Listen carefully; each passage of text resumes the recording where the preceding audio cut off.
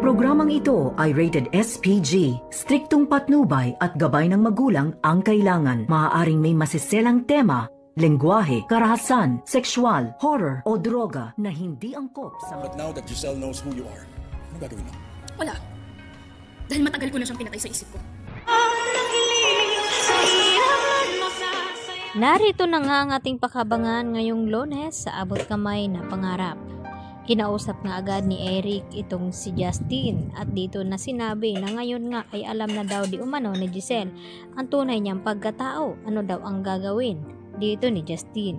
At ang sagot naman dito sa kanyang ama ay sinabi niya dito na nakakalimutan na daw niya sa isipan itong kanyang ina dahil hindi daw niya ito mapapatawa dahil sa pang-iwan nga sa kanya noon at nagawa ngang ipinamigay ni Giselle tong kanyang anak. Subalit ay may rason naman pala itong si Giselle nang makausap niya ng masinsinan itong si Justin ay humingi naman siya ng tawa dito at sinabi dito kay Justin na hindi niya alam na buhay pa pala itong kanyang anak dahil itinago daw pala ito ni Eric sa kanya at pinaniwala itong si Giselle na matagal nang nawala itong kanyang anak.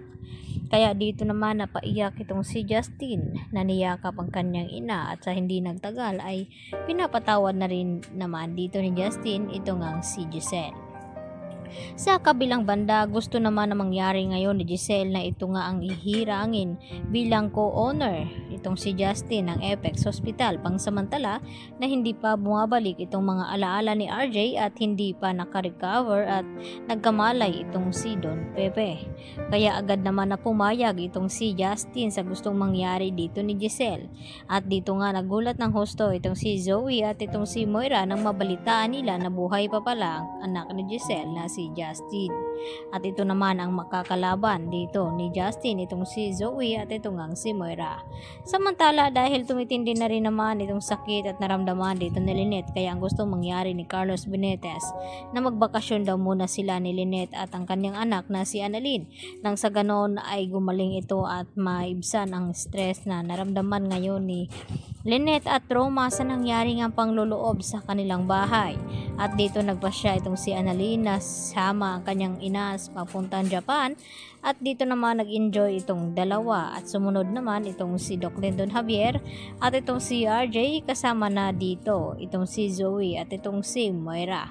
At sa hindi inasahan ay namasyal nga itong si Lynette at Annalyn ay dito naman napansin ni Annalyn itong gloves na naiwan sa lamesa at dito niya sinabi kay Lynette na naiwan daw ng babaeng iyon na mabilis umalis at hinabol naman ni Annalyn ang babaeng iyon. At sa hindi inasahan ay kinagulat naman ni Annalyn nang makita at kung sino ang babaeng nakaiwan ng gloves na iyon ay walang iba kundi itong si Moira. Yun pala ay makipagkita itong si Moira dito nga kay Carlos Benitez upang pag-usapan ang kanilang plano laban dito kay Don Pepe ng kung magkakamali na nga ito at kung anong hakbang na ngayon nga ay alam na ni Moira at Zoe na may isa pang tagapagmana pala itong si Don Pepe at walang iba kundi itong anak ni Giselle na si Justin at malaking balaki daw ito sa kanilang mga plano at hadlang kaya kinakailangan na magawan daw nila ito ng paraan. Kaya agad na tinawagan nga ni Moira itong si Carlos Benitez at magkita daw sila. At magugulat naman itong si Lynette at Annalyn na pati ba naman dito sa Japan ay magawa silang sundan dito ni Moira at ni Zoe. At ganoon din itong si RJ at itong si Giselle dahil gustong mangyari ni Giselle na gusto niyang makabawi dito sa kanyang anak na matagal ngang nawalay sa kanya. Kaya yan naman ang ating pagkatutukan at aabangan bukas mga kapuso sa bagong taon at bagong season ng Abot Kamay na Pangarap. Yan lang po at maraming salamat.